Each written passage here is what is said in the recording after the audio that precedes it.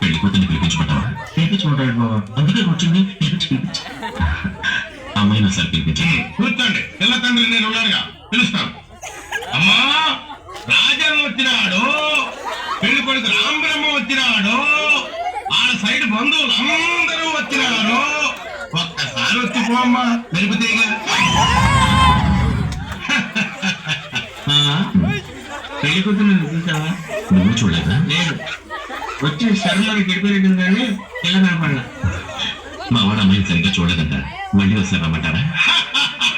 అట్టాగా. అమ్మా, రాజమ్మ వచ్చినాడు, పెళ్లి కొడుకు రాంబ్రహ్మ వచ్చినాడు, వాళ్ళ సైడ్ బంధువులు అందరూ వచ్చినారు. ఒక్కసారి వచ్చి పోమ్మా, మెరుపుతీగా.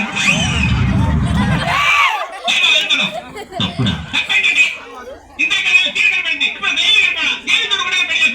పిల్లకి కొంచెం సిగ్గెక్కువ, తుర్రు అంటది, అందుకే మెరుపు తీగని పేరు పెట్టారు.